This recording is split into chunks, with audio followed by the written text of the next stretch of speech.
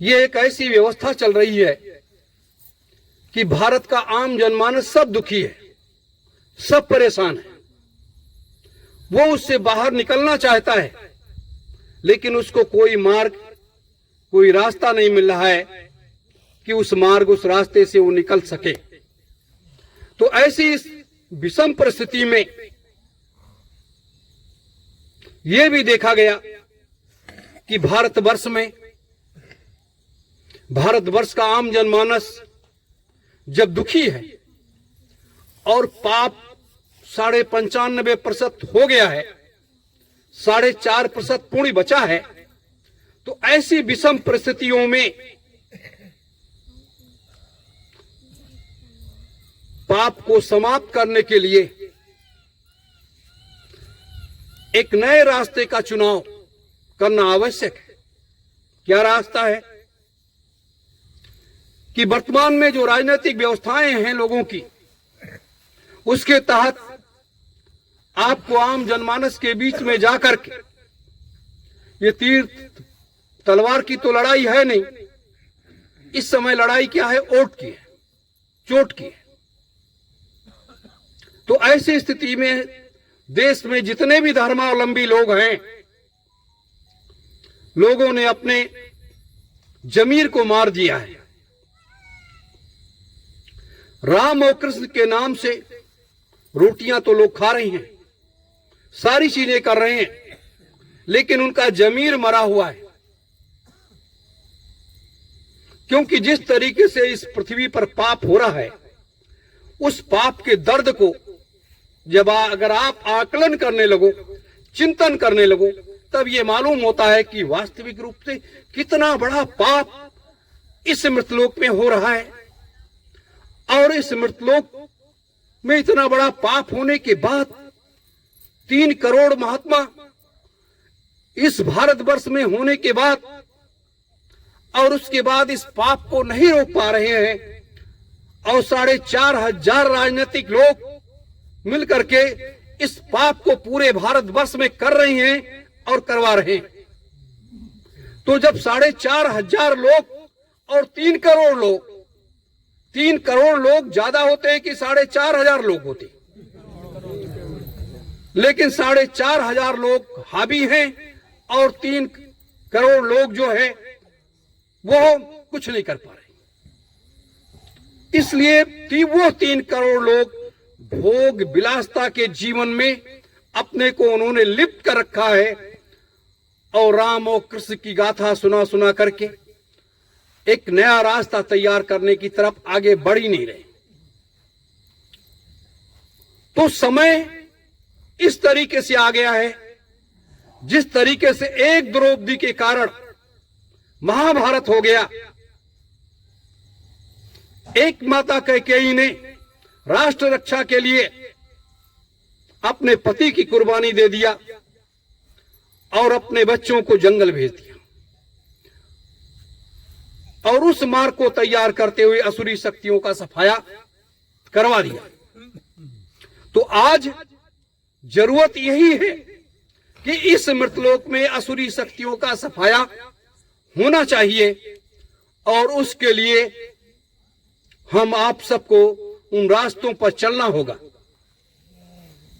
जब उन रास्तों पर हम आप चलेंगे, तभी वह मार्ग प्रशस्त होगा, और जब वह मार्ग प्रशस्त होगा तो लाखों करोड़ों लोग उस रास्ते पर चल पड़ेंगे। इसीलिए बार बार मैंने कहा कि धर्म आधारित राजनीति होनी चाहिए, राजनीति आधारित धर्म नहीं होना चाहिए। सत्संग से हमारे अंदर ज्ञान उत्पन्न होगा, हमारी बुराइयां दूर हो जाएंगी, हम एक नेक अच्छा इंसान बन जाएंगे, हमारा परिवार शुद्ध सात्विक हो जाएगा। लेकिन देश की व्यवस्था सत्संग से नहीं बदल सकती। देश की व्यवस्था कर्म करने से बदलेगी। उसके लिए उन रास्तों की तरफ चलने के लिए कल मैं आपको इस पर विस्तृत चर्चा में आपको बताऊंगा कि कैसे क्या करना है। मेरे धर्म प्रेमी गुरु भाई बहनों, समय ये इसलिए आया है कि अब जो है उधर चौथा महायज्ञ, उधर ये परिवर्तन संकल्प संदेश प्रत्येक भारतवासी के जहन में बैठाल करके और ये आध्यात्मिकता का पाठ पढ़ा करके राष्ट्रवाद की भावना और अध्यात्मवाद की भावना, राष्ट्रवाद की भावना और अध्यात्मवाद की भावना दोनों हमें आपको लोगों के अंदर जागृत करना है। लेकिन ये जागृत करने के पहले हमें आपको स्वयं भी जागृत होना होगा, और स्वयं जागृत होने के लिए जो रास्ता मैंने बताया सत्यलोक का, उस रास्ते पर हमें स्वयं चलना होगा, स्वयं साधना करनी होगी और उस मार्ग पर आगे बढ़ना होगा। मेरे धर्म प्रेमी गुरु भाई बहनों, इतना सरल और सुगम मार्ग कभी किसी ने दिया नहीं। आप थोड़ी सी मेहनत आप करोगे, ज्यादा मेहनत करके मैं आपको पहुंचा दूंगा, लेकिन जब आप थोड़ी सी मेहनत करोगे तब, अब आप मेहनत ही ना करो, आप सोचो ऐसे हम चले जाएंगे, ऐसे चले आएंगे। ये बहुत बिरले लोग ऐसे होते हैं जिनका कोई पुण्य उदय होता है, पता नहीं कितने जन्मों के पुण्य जब उदय हो जाते हैं तो वो लोग महात्माओं के पास जाते हैं और महात्मा उनकी दिव्य दृष्टि को खोल देते हैं और उनके आने जाने के मार्ग को प्रशस्त करते हैं। मेरे प्रेमी जनों, ये बातें मैंने इसलिए रखी आपके सामने कि समय हमेशा एक समान नहीं होता है। जैसे सुबह सूर्य निकलता है, सूर्य अस्त होता है, चंद्रमा निकलता है, तारे निकलते हैं, ये क्रम अनवरत चलता रहता है। उसी तरीके से समय का चक्र अनवरत घूमा करता है और कब कहां कैसे किन परिस्थितियों में ये सारे खेल होते हैं। जैसे अगर राम जी जंगल न गए होते तो रावण का विनाश नहीं होता, कृष्ण जी अगर द्वारिका न गए होते तो महाभारत न होता। तो यह मृतलोक है। कर्म आधारित व्यवस्थाओं के तहत समय के चक्र में लोग आते हैं और जाते हैं और करते हैं। जैसे अपने स्वामी जी महाराज को ले लिया जाए, कितनी मेहनत से मथुरा आश्रम को बनाया, सब कुछ किया, सारी चीजें किया, वहां से एक दिव्य संदेश उन्होंने संसार को दिया, कई करोड़ लोग उनके साथ जुड़ गए। और एक समय ऐसा भी आया कि आश्रम को छोड़ देना पड़ा, छोड़ करके जाकर के सिद्धाश्रम में बैठ जाना पड़ा। एक समय वो भी आया और वो आश्रम वैसे सुरक्षित चलो दूसरों के हाथों में। तो ये सारी चीजें जो हैं, उसी तरीके से ये समय का चक्र अनवरत घूमता रहता है, अनवरत चलता रहता है और अनवरत ये चलता रहेगा। मेरे धर्म प्रेमी गुरु भाई बहनों, ये बातें जो मैंने आप लोगों के बीच में रखी, इसलिए रखा है कि हमें आप सबको सबसे पहले ये समझना है कि हम सब मनुष्य हैं। हमारा कर्तव्य जितना अपने परिवार के प्रति है, उतना ही कर्तव्य हमारा देश के प्रति है और उतना ही कर्तव्य हमारा अपने गुरु के प्रति है। ये हर व्यक्ति के अंदर ये चिंतन होना चाहिए, ये भाव होना चाहिए। और जब व्यक्ति के अंदर ये भाव जो उत्पन्न हो जाता है, वो व्यक्ति एक बहुत बड़ा समाज सुधारक बन जाता है। बहुत बड़ा समाज सुधारक बन जाता है। और आज इस समाज में ऐसे लोगों की कमी हो गई।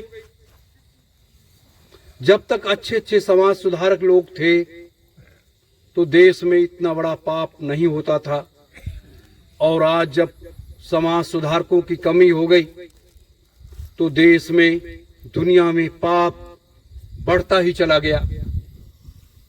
4.5% पुण्य कोई माने रखता है? 4.5% पुण्य। हम आप जैसे लोग बैठे हैं गृहस्थ आश्रम में, तमाम ऐसे देवियां और पुरुष ऐसे बैठे हैं जो अपनी साधना में लीन है, और कुछ ऐसे महापुरुष हैं जिनको लोग जानते भी नहीं हैं, जो अपनी साधना में लीन है। यहाँ जितने भी धर्म हैं, पंथ हैं, वहां सुबह शाम जो पाठ होता है, कोई कुरान का पाठ करता है, कोई गुरु ग्रंथ साहब का पाठ करता है, कोई रामायण, कोई गीता, कोई अपने अपने ऋषियों का लोग पाठ करते हैं। जैसे जैन धर्म में महावाणी है महावीर की, लोग उसका पाठ करते हैं। तो सब धर्मों में, पंथों में लोग आरती पूजा पाठ पद्धति करते हैं। तो ये है पुण्य। तो ये पुण्य बाह्य रूप से आपस में मिलती है और एक हो जाती है। सभी धर्मों के प्रार्थना पूजा पाठ पद्धति जो है, ये सब आपस में मिलकर के एक हो जाती है। और इधर लोक में मनुष्य जो कर्म पूजा पाठ का करते हैं, ये भी मिलकर के एक हो जाती है। तो एक होने के बाद क्या होता है कि ये सब पुण्य में जोड़ा जाता है, तो ये कुल 4.5% ही बचता है। और 95% पाप, 95% पाप में क्या है? बूचड़खाने, शराब, वैश्यालय, अत्याचार, लोगों के ऊपर झूठे आरोप, गाली गलौज, लूटपाट, इस तरीके से पाप जो होता है, इस तरीके से पाप होता है। अब आप समझ लीजिए कि भारतवर्ष में ही 82% लोग शराब पीते हैं और मांस खाते हैं। 82% लोग शराब और मांस का सेवन करते हैं, और 13% लोग, यानी समझा जाए कि 18% लोग शुद्ध शाकाहारी हैं। अब आप पाप और पुण्य का आकलन कर सकते हैं। अब इस पाप को समाप्त करने के लिए कौन आएगा? इस पाप को समाप्त करने के लिए और इन पापियों को समाप्त करने के लिए कौन आएगा? ये कथावाचक लोग आएंगे कि ये साधु संत लोग आएंगे, या और कोई आएगा, या और कोई परमात्मा आएगा, या कौन आएगा जो इन पापियों का सफाया करेगा या इस पाप का भी सफाया करेगा? जब 82% लोग पाप करने लगे और इस पृथ्वी ये पाप से बोझिल हो गई, इसकी आवाज को जब सुनो तब दर्द होता है। ये कहिए 3 लाख सदगुरु इसी पृथ्वी के अंदर बैठे हुए हैं, तो वो जो है उससे ये पृथ्वी बची हुई है, नहीं तो अब तक पता नहीं क्या क्या होता। महाप्रलय हो गया होता, महाप्रलय हो जाता, और महाप्रलय को रोक पाने में पूरी दुनिया के राजनेता, पूरी दुनिया के वैज्ञानिक, पूरी दुनिया के कथावाचक, किसी के बस की बात नहीं कि जो रोक ले जाती है। ये आप समझिए। मेरे धर्म प्रेमी गुरु भाई बहनों, आज इसे रोकने की जरूरत है। आज इसे रोकने की जरूरत है। किसके बल से? अपने तपोबल से, अपने शक्ति के बल से, अपने बाहुबल से। आज इसको रोकने की जरूरत है, नहीं तो ये अगर कहीं महाप्रलय की तरफ बढ़ गई, फिर एक नए निर्माण की तरफ लोगों को बढ़ना होगा, फिर एक नई व्यवस्था लोगों को बनानी होगी। इसलिए महापुरुष लोग ऐसी जगहों पर चले जाते हैं जहां से फिर एक नए नए मार्ग का निर्माण करते हैं। इसलिए मैंने कहा कि भारतवर्ष की राजनीति में अपने को कदम आगे बढ़ाना पड़ेगा, तभी जाकर के इन व्यवस्थाओं को आप बदल सकते हो, सुधार सकते हो। और सतयुग जब आएगा वो तो अलग व्यवस्था है, वो तो पूरे संसार की व्यवस्था बदलने की बात है। पूरे संसार में अमन चैन खुशहाली आएगी, पूरे संसार में सतयुग की राज्य की स्थापना होगी, कहीं किसी प्रकार का कोई वो भी नहीं रह जाएगा। तो यह कुछ बातें थी जो मैंने आपके बीच में रखी हैं, और इसीलिए रखी हैं कि अब समय नहीं, और अगर हम इस समय को खोते रहे तो करने वाले करके चले जाएंगे, और समय को बेकार करने वाले लोग एक जगह बैठे रह जाएंगे। क्योंकि जो इस व्यवस्थाओं को बदलने के लिए लोग आते हैं, काम करने के लिए आते हैं, वो अपने कर्म के परिक्षेत्र में वो उन सारी व्यवस्थाओं को करते चलते चले जाते हैं, और वो कार्य पूरा होता चला जाता है। मेरे धर्म प्रेमी गुरु भाई बहनों, इसलिए हम आप इस कर्म के परिक्षेत्र में जो आए हैं, इस कार्य को पूरा करने के लिए आए हैं, न कि यहां बैठने के लिए आए। ये समय का एक मांग थी, समय की एक व्यवस्था थी, जिसके तहत हम आप सब लोग इकट्ठे होकर के बैठ करके और इस कार्य के अंजाम की तरफ आगे बढ़े। लेकिन अब नहीं, अब तो आगे बढ़ो, लगो और देखो और समझो। क्योंकि जब आप सत्यलोक का मार्ग तय करने के लिए आगे बढ़ोगे, तब आपको सब कुछ दिखाई देने लगेगा, सब कुछ सुनाई देने लगेगा, समय का ज्ञान हो जाएगा। आत्मज्ञान, आत्म प्रकाश जब व्यक्ति को हो जाता है, तब वो शांत चित हो जाता है, और वो उस मर्यादा में बन जाता है, क्योंकि उसे मालूम है कि कब हम क्या करेंगे और क्या होगा। तो इसके लिए आप सब भी 5 दिन का समय कोई बड़ा समय नहीं होता है। मैंने हर संभव प्रयास किया कि 5 दिन का समय दे करके और उस मार्ग को प्रशस्त करो, उस मार्ग को प्रशस्त करो। अगर नहीं कर पाए तो फिर दोबारा इस मृतलोक में कोई इस रास्ते पर ले जाने के लिए कब आएगा, ये तो समय के गर्भ में है कि बहुत कम ऐसा समय आता है जब कोई आता है और वहां तक लेकर के जाता है, और वो सारे रास्ते को दिखा करके वापस लाता है, फिर भेजता है। जैसे एक निर्माण होता है, जैसे मृतलोक में आवागमन का समय चक्र लगा हुआ है, उसी तरीके से जब सतलोक की सीढ़ी बन जाएगी, उस सीढ़ी पर लोग चढ़ते चले जाएंगे और चले आएंगे, तब आपको वो मार्ग दिखाई देने लगेगा। इसीलिए हर जिलों में, हर प्रदेश में, हर जगह जा करके ये सारे कार्यों को आप सबको अंजाम देना पड़ेगा। मैंने हर संभव प्रयास किया कि 15 आदमी, 20 आदमी मेरे साथ बैठ जाओ, 1 हफ्ते, 10 दिन, 15 दिन, और उसको ले लो, लेकिन लोग उसके लिए भी तैयार नहीं। तो अब इसके आगे क्या कहा जा सकता है। मैंने हर संभव आपको देने का प्रयास किया, लेकिन आप लोग लेने के लिए तैयार नहीं हुए। अब एक प्रयास और करेंगे 5 महीने के लिए, जो अक्टूबर से करेंगे। 18 अक्टूबर से लेकर के 21-22 तक हर महीने में ये तारीख फिक्स रहेगी, और 5 दिन का समय अगर आप लोग दे ले जाओ यहाँ, तो उसमें अगर कुछ ले लोगे तो ठीक है, अगर नहीं ले पाओगे तो एक दूसरा अभियान शुरू होगा, वो तो सतयुग लाने का अभियान शुरू हो जाएगा। और जब सतयुग लाने का अभियान शुरू हो जाएगा, तब इस कार्य की तरफ ध्यान ही हट जाएगा। इसलिए ध्यान हट जाएगा, फिर वहां तो उसके निर्माण की व्यवस्था, उसके कार्य की व्यवस्था, उसकी स्थापना की व्यवस्था, और इस मृतलोक में उसको स्थापित कैसे करना है, कहाँ कहाँ क्या होना है, कैसे क्या करना है, फिर 1 साल के बाद तो उसमें लोगों को तल्लीन हो जाना है।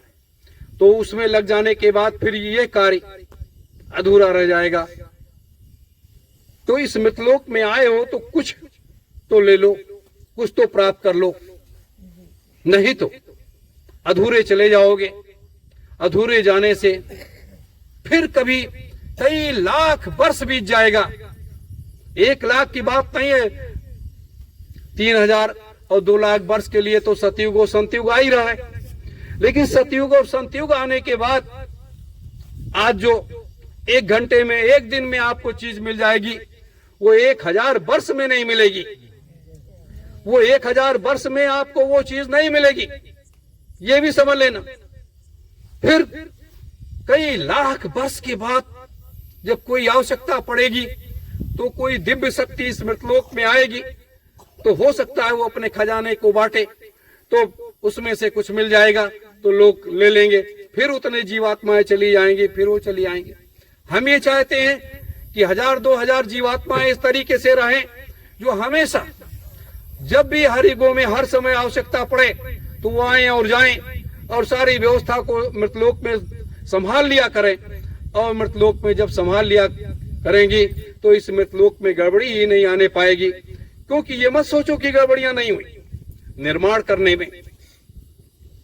जैसे निरंजन भगवान ने सब कुछ बनाया, सारा काम कर दिया, सारी व्यवस्था कर दिया, सबका निर्माण कर दिया, लेकिन बनाने के बाद कमियां तो रही गई।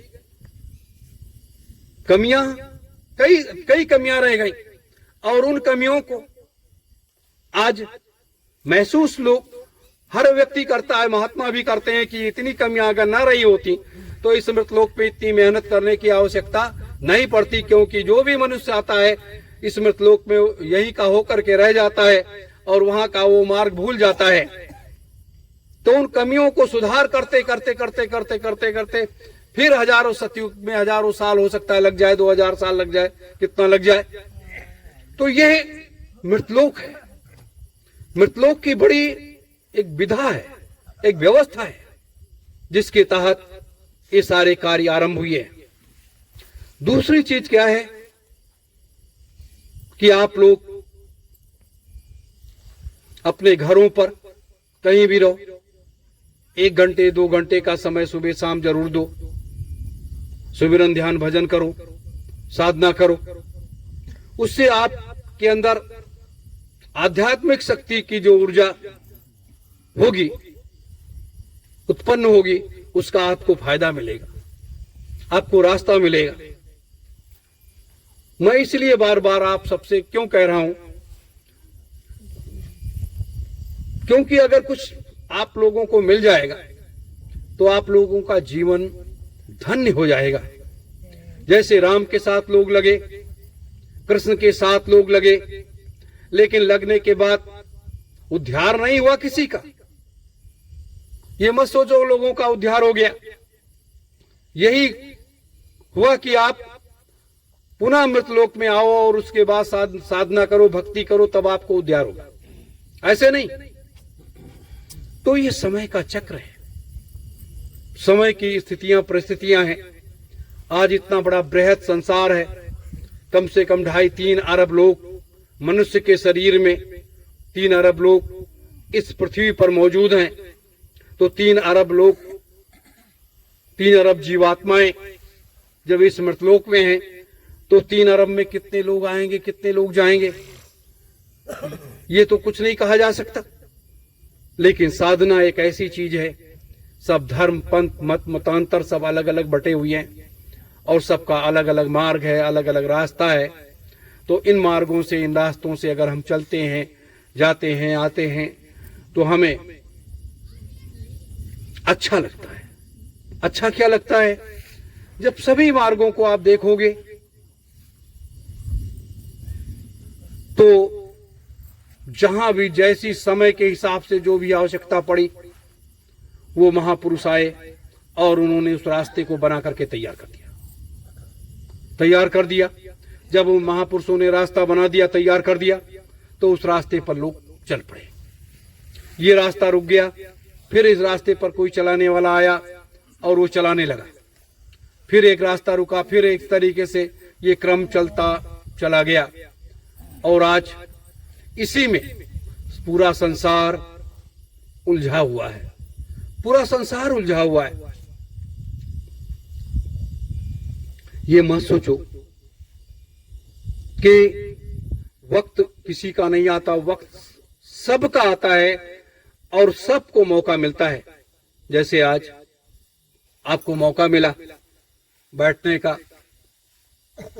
बादल भी बरसने की तैयारी कर रहा था, लेकिन भगवान ने सुन लिया, वो भी थोड़ा दूर चला गया है। तो हमें आपको बैठने का मौका मिला, एक दूसरे के विचारों का आदान प्रदान करने का मौका मिला। और जो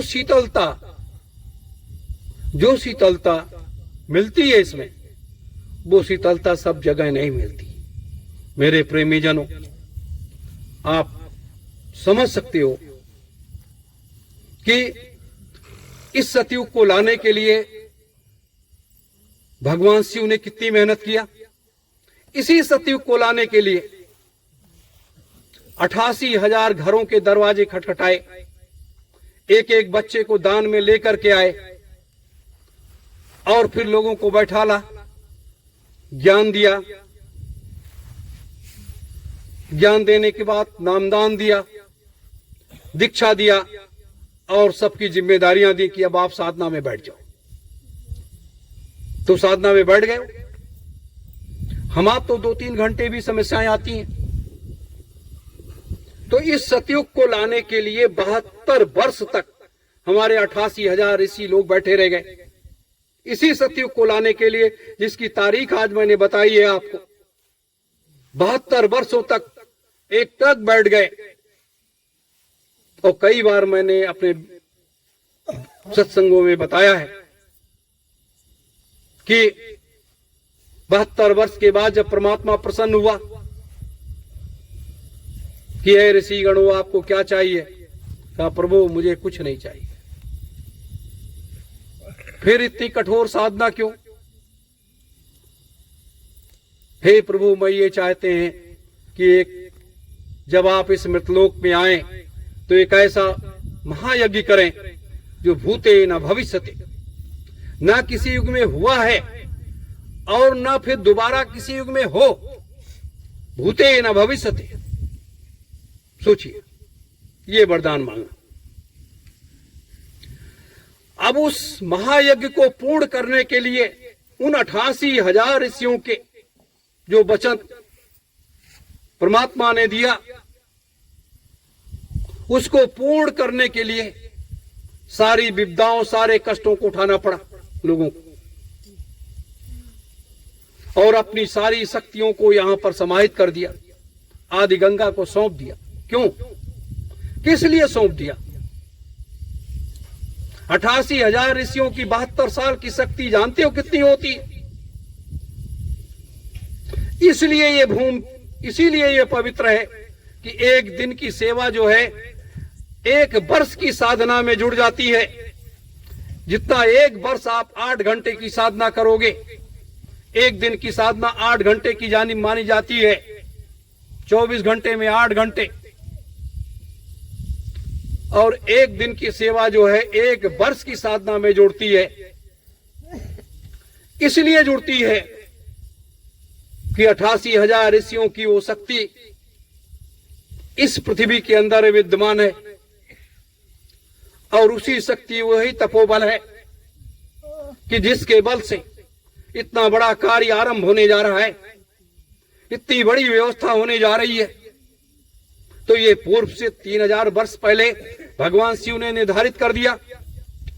तो ये भी तो है कि 3000 वर्ष पहले, 3000 वर्ष के बाद फिर लोग जब आएंगे, ये सारी व्यवस्था करेंगे, और फिर सारी व्यवस्था करने के बाद जब सतलोक तक जाने की बात आएगी, तब क्या होगा? तो 88,000 ऋषियों की शक्ति और नवदात्री माताओं की शक्ति, देवी देवताओं की शक्तियां जो यहां पर स्थापित हैं, वो जब आप सतलोक तक जाने के मार्ग को प्रशस्त करेंगे, जाने की तैयारी में लगेंगे, तो वो शक्तियां भी तो आपके साथ में काम करेंगी। इसलिए मैं आपका 5 दिन मांगता हूं। 1 आदमी, 2 आदमी, 5 आदमी, 10 आदमी, जितने भी हो, तो जब इस साधना में आप लग जाओगे, इस चीज को आप प्राप्त कर लोगे जो उपहार में पहले से आपको मिला हुआ है, थोड़ा सा मेहनत आपको है, तब आप बड़ी आसानी के साथ, जैसे राम के साथ अगर हनुमान जी का साथ न होता तो ये लड़ाई बहुत कठिन थी, आसान नहीं थी उस लड़ाई को जीत लेना। और यह व्यवस्था तो कर्म आधारित है। कर्म आधारित इसलिए है कि राम जी स्वयं ब्रह्म थे, जिनको भगवान कहा जाता है। लक्ष्मण को जब बाण लगा तो क्यों वहां कर्म की प्रधानता दी गई कि आपको दवा की आवश्यकता पड़ेगी, बिना दवा के ये ठीक नहीं हो सकते हैं। वहां आशीर्वाद काम नहीं आया, वहां दवा काम आई। इसलिए शक्ति का प्रयोग समय पर कहां कैसे किया जाता है, वो हमें राम से सीखना चाहिए। तो यह इस तरह से यहां जो है शक्तियों का अपार भंडार है, और इस शक्तियों के अपार भंडार पर बैठ करके एक भंडार नहीं है। एक भंडार क्या है? जहां शक्तियों का अपार भंडार होता है वहां लक्ष्मी का भंडार नहीं होता, क्योंकि वहां इतनी शक्तियां होती हैं कि ज्योति के प्रकाश में कण कण समाहित होता है, और उसी ज्योति के प्रकाश में समस्त मित्रलोक की जीवात्माएं अपने को मूर्छित कर देती हैं। क्यों मूर्छित कर देती हैं? क्योंकि जब उन अपार शक्तियों को लोग अपने में समाहित करने का प्रयास करते हैं, तो वहां इतनी शक्ति व्यक्ति के पास नहीं होती है, तो मूर्छित अवस्था में चला जाता है। मेरे धर्म प्रेमी गुरु भाई बहनों, इसलिए मैंने आपको इन शक्तियों के बारे में बताया कि शक्तियां जहां भरी पड़ी हैं वहीं से सारे कार्य होते हैं, और कार्य का एक सिरा होता है। कार्य का जो होता है वो एक सिरा होता है, और एक सिरा क्या है? हमारी ये धर्म ध्वजा, ये एक सिरा है, और इसके नीचे 88,000 ऋषियों की शक्तियों का एक बृहद रूप है, जो ज्योति के प्रकाश में समाहित था। जो ज्योति के प्रकाश में समाहित था, वह बृहद रूप मनुष्य रूपी जीवात्माओं को चेतना देता है, शक्ति देता है। लेकिन जब इस शक्ति का अनंत रूपों में हम उसको जब अपने अंदर आत्मसात करते हैं, और आत्मसात करने के बाद हम उसके प्रकाश को महसूस करते हैं, अंतर में प्रकाश को देखते हैं, और देखने के बाद अंतर में बैठा हुआ देवता, वो दरवाजा खुल जाता है, और वो ज्योति का प्रकाश हमारे यहाँ फैलने लगता है, और इस ब्रह्मांड में इस तीसरे नेत्र की ज्योति जो है जलने लगती है। और यह ज्योति जब जलने लगती है तो ये संसार प्रकाशमय हो जाता है।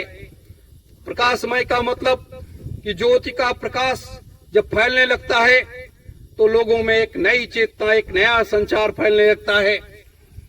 और इसीलिए कहा गया कि असुरों का संहार इसीलिए इस मृतलोक में बार बार होता है पापियों का संहार, बार बार इसलिए इस मृतलोक में होता है क्योंकि कुछ ऐसी दिव्य शक्तियां जब आती हैं तो अपने ज्योति के प्रकाश से उन शक्तियों को समाप्त कर देती हैं।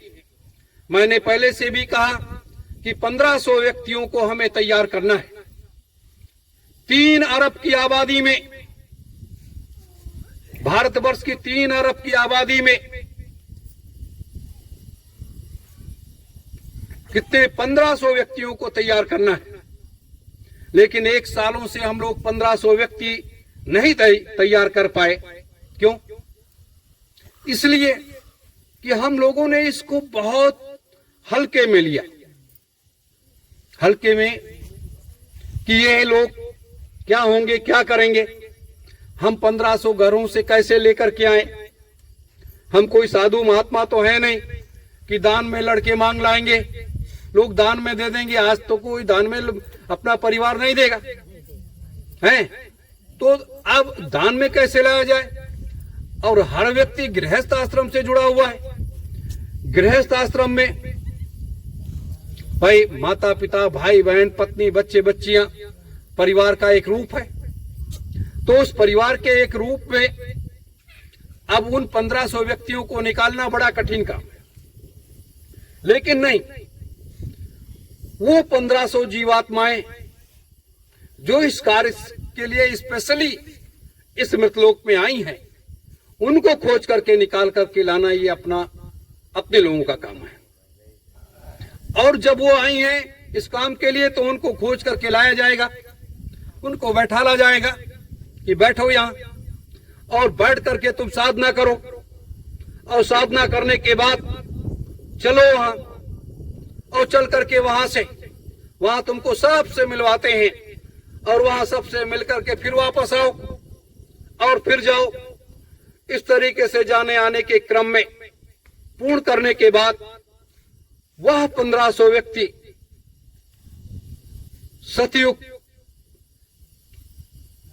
सतयुग की व्यवस्था के वो कर्णधार बन जाएंगे, संतयुग की व्यवस्था के वो कर्णधार बन जाएंगे।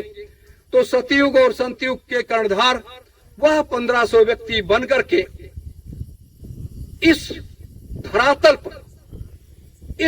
पर एक नया इतिहास रच देंगे, एक नया इतिहास रच देंगे। मेरे धर्म प्रेमी गुरु भाई बहनों, तो आज जैसे आप रामायण, गीता, वेद, पुराण की पूजा करते हो, वैसे इस ग्रंथ की लोग पूजा करने लगेंगे। कितने लोगों ने मिलकर के मृतलोक में फैली हुई बुराइयों को समाप्त किया और उसके बाद एक नव सतयुग की स्थापना किया। नव सतयुग की स्थापना और कलयुग के राज्य को समाप्त किया। मेरे धर्म प्रेमी गुरु भाई बहनों, आज वो समय नजदीक आकर के खड़ा हो गया है और हम आप सब अपने कदम को आगे निकालते हुए और उन बच्चे बच्चियों को तलाश करके लेकर के आना है। क्योंकि जब आवाज लगाओगे और आवाज आपकी गूंजेगी इस वायुमंडल में, तो उन जीवात्माओं के कानों में जैसे पड़ेगी, वो निकल करके आपके साथ भागते चले आएंगे और इसमें सहभागी बन जाएंगे। मेरे धर्म प्रेमी गुरु भाई बहनों, ये वक्त अब ऐसा आया है और इस वक्त को हमें, जैसे कृष्ण ने अपने वक्त को नहीं खोया था और एक कार्य योजना को बना करके, एक ऐसी कार्य योजना को बना करके और स्थापित करके और एक महाभारत का केंद्र बिंदु बना दिया था। और बिना शक्ति के कभी भी कोई भी चीज जीती नहीं जा सकती है, यह आप निश्चित मान लीजिए। अगर कोई कहे कि हम बिना शक्ति के ये सारे कार्य कर डालेंगे, असंभव चीज है। इसीलिए कहा गया कि देवियों के पास असीम शक्तियों का भंडार है, देवियों के पास असीम शक्तियों का भंडार है। लेकिन जब देवियां जागृत अवस्था में होती हैं और उनका ममत्व, उनकी शक्ति और उनकी भक्ति एक मार्ग को तय कर देती है और केंद्र बिंदु बनना पड़ता है। केंद्र बिंदु बनना पड़ता है। मेरे धर्म प्रेमी गुरु भाई बहनों, यह सतयुग का केंद्र बिंदु अगर देखा जाए तो उस समय सतयुग में माता अहिल्या बन गई। सतयुग में माता अहिल्या आज के सतयुग का केंद्र बिंदु बन गई। आप सोच सकते हैं कि हमारी देवियों ने, हमारी माताओं ने कितनी बड़ी बड़ी कुर्बानियां दी हैं। त्रेता में माता सीता केंद्र बिंदु बन गई। द्वापर में राधा और द्रौपदी केंद्र बिंदु बन गई। तो यह मृतलोक का एक धरातल है। यह एक मृतलोक का एक धरातल है जिस पैमाने को आज तक कोई झुटला ही नहीं सका है और ना कोई झुटला पाएगा। इसलिए मैं दावे के साथ कहता हूं कि इस मृतलोक में अभी तक जैसी भी व्यवस्थाएं चलती थी, जैसा भी होता था और जैसे भी लोग कर रहे थे, वो एक अलग रूप था। लेकिन समय का काल चक्र जब घूमा और समय की गति जब तीव्र गति से आगे बढ़ी, तब लोग ये जानने और समझने लगते हैं कि हां, कोई इस मृतलोक की व्यवस्था को बदलने के लिए काम कर रहा है। मृतलोक की व्यवस्था को बदलने के लिए काम कर रहा है। इस मृतलोक में सतयुग और संतयुग लाने की तैयारी कर रहा है। इस मृतलोक में अपने गुरु के महान संकल्पों को पूरा करने की तैयारी कर रहा है। मेरे प्रेमी जनों, आप लोग ये मत समझना कि हम कोई साधु संत फकीर हैं। मैं कोई साधु संत फकीर नहीं हूं। मैं सिर्फ अपने गुरु के महान, अपने परम पुरुष, अपने परम पिता के महान संकल्पों को पूरा करने के लिए इस मृतलोक में दृढ़ संकल्प होकर के और उस कार्य को अंजाम दे रहा हूं और सभी के विचारों को सुनता हूं, सभी की बातों को सुनता हूं और अंतर में आत्मसात कर लेता हूं। इसीलिए कहा गया, वीर पुरुष उसी को कहा गया जो काम, क्रोध, लोभ, मोह, अहंकार, पांचों चीजों को जो जीत लेता है वो वीर पुरुष होता है। और आज के दौर में इन पांचों चीजों को जीतना बड़ा कठिन काम है, क्योंकि कलयुग का चारों तरफ से पहरा है। चारों तरफ से कलयुग का पहरा है और उस कलयुग के पहरे के बीच में रहते हुए आप इस माया रूपी संसार से निकल करके भाग नहीं सकते। लेकिन आपकी जीवात्मा इस माया रूपी संसार से निकल करके भाग जाती है और यह हाड़ मांस का शरीर यहीं पर रखा रहता है। मेरे धर्म प्रेमी गुरु भाई बहनों, जरूरत आज ऐसे त्यागी पुरुषों की है। हम ये चाहते हैं कि जितने भी हमारे कर्मयोगी भाई बहन, माताएं, बच्चे बच्चियां इस परिक्षेत्र में उतरे, उतने ही इस तरीके से कर्मयोगी बन करके राष्ट्रवाद और धर्मवाद के ध्वज को आगे बढ़ाते हुए और इस महान संकल्प को पूरा करने के लिए लगे रहे। क्योंकि जीवन ये अमूल्य है। जीवन ये सबसे बड़ा अमूल्य धरोहर है। कब इस श्वासों की पूंजी खत्म हो जाए, आपको नहीं मालूम है कि श्वासों की पूंजी कब खत्म हो जाएगी और कब ये मनुष्य रूपी जीवात्मा ये अपने घर को चली जाएगी। ये लेकिन श्वासों की पूंजी को बढ़ाना, इसको रोकना और इसको अपना जगह स्थापित रखना, ये कला आपके पास है। ये कला आपके पास है, ये विद्या आपके पास है। अगर आप चाहो तो अपने श्वासों की पूंजी को बढ़ा सकते हो। इसीलिए मैंने आपसे आज रिक्वेस्ट किया, प्रार्थना किया है कि इस हाड़ मांस के शरीर को आपको सुरक्षित रखना है, सुरक्षित रखना है और उस महायज्ञ तक सुरक्षित रखना है। और उस महायज्ञ तक सुरक्षित रखने के बाद फिर 3000 वर्षों तक फिर आपका ये शरीर सुरक्षित रहेगा।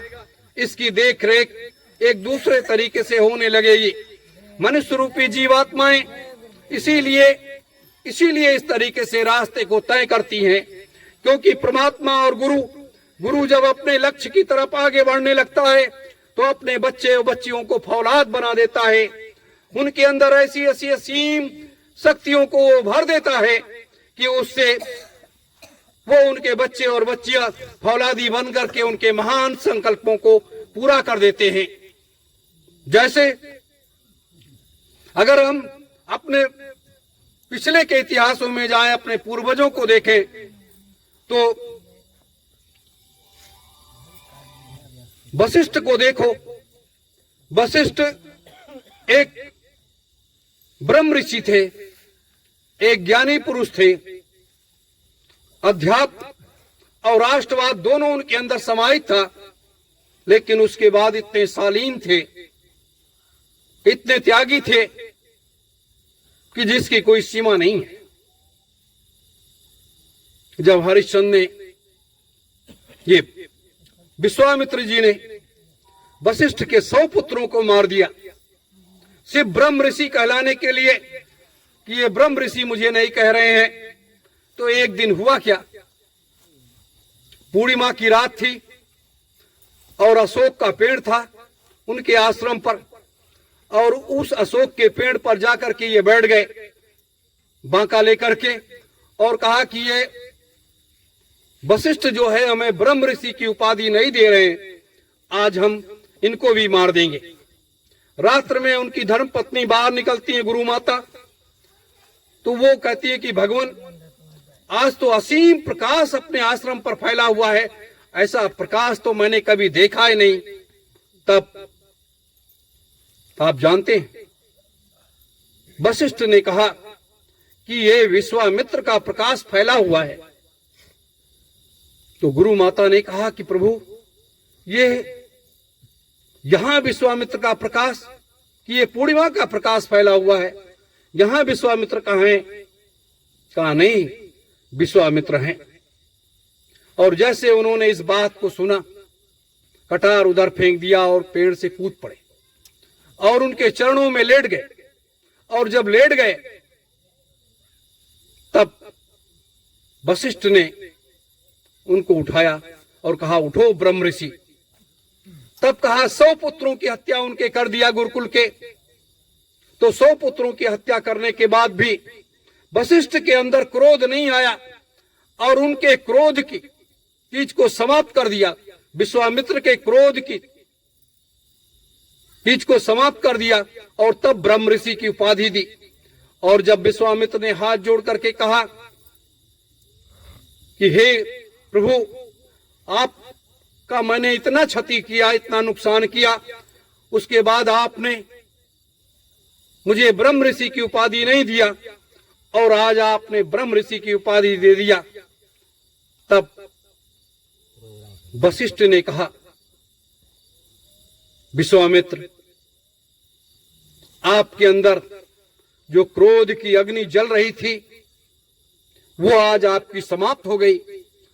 और महात्माओं में जब तक ये क्रोध की अग्नि नहीं समाप्त होती है तब तक वो ब्रह्म ऋषि नहीं हो जाता, हो सकता है तब तक वो राज ऋषि रहता है। तो ये आज का समय, आज का जो दौर है, ये ब्रह्म ऋषि और राज ऋषि का नहीं है। वो तो वो दौर था। आज का दौर है गुरु की आज्ञा का पालन करना। गुरु की आज्ञा का पालन करना ये हमारा आप सबका नैतिक परम धर्म है। मेरे धर्म प्रेमी गुरु भाई बहनों, इसलिए आप सब साहित्य पढ़िए। अपना ये भारतीय सुभाष टाइम्स पत्रिका भी आने लगी, उसे हर महीने पढ़िए आप लोग, उसमें बहुत सी चीजें आएंगी। और चौथा महायज्ञ की जो बुक है अब आप लोगों के बीच में वो बंटने लगेगी। अब वो आप लोगों के बीच में आएगी, तारीख सहित आएगी कि हाँ अब इसे जानिए कि कैसे महायज्ञ होगा, इसकी कैसे व्यवस्था होगी और इसकी कार्य योजना, इसकी रूपरेखा क्या है। मेरे धर्म प्रेमी गुरु भाई बहनों, हम आप सब इसीलिए इसी परिक्षेत्र में आए थे, इसी कार्य के लिए आए थे। तो अब ये कार्य आगे आरंभ होने जा रहा है। यह कुछ बातें थी जो मैंने आपको आज इस परिक्षेत्र में रखी हैं।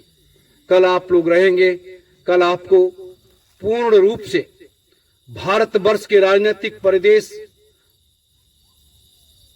का स्तर, कि भारतवर्ष की वास्तविक राजनीति है क्या, भारतवर्ष के राजनीतिक लोग करते क्या हैं, और आज वर्तमान में किस चीज की आवश्यकता है, और किस तरीके से भारतवर्ष में एक नई शासन व्यवस्था लाने की तैयारी की जा रही है, और कैसे यह नई शासन व्यवस्था की स्थापना होगी, और कैसे आपका ये संगठन मजबूत होगा, और कैसे हम धर्मवाद और राजनीति का ये पैमाना कैसे तय करेंगे, और अध्यात्मवाद और राष्ट्रवाद की भावना लोगों में कैसे जगाएंगे।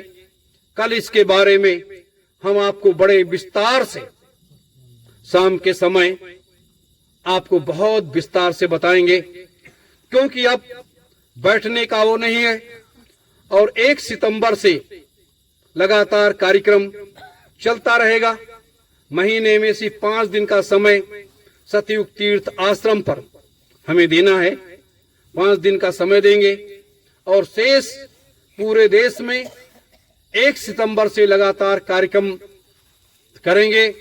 हर जगह जिलों में, प्रदेश में कार्यक्रम करना, जनसंपर्क करना, लोगों के बीच में जाना, ये अध्यात्मवाद का एक नया पैमाना तैयार करना, राष्ट्रवाद का नया पैमाना लोगों को समझाना, ये सारे कार्य आरंभ हो जाएंगे। मेरे धर्म प्रेमी गुरु भाई बहनों, आप लोगों को इसके लिए अभी से तैयार होना पड़ेगा। जितने भी जिले के लोग हैं, जहां अपनी संगत संगठन नहीं है, वहां भी हम लोग कार्यक्रम करेंगे, जनसंपर्क करेंगे, लोगों से मिलेंगे और पूरे भारत वर्ष में जा करके इसको 1 साल का समय है, 1 साल के अंदर इसको खड़ा कर लेना है। बस इन्हीं शब्दों के साथ आप सभी धर्म प्रेमी गुरु भाई बहनों को सादर सत्योम, जय गुरुदेव।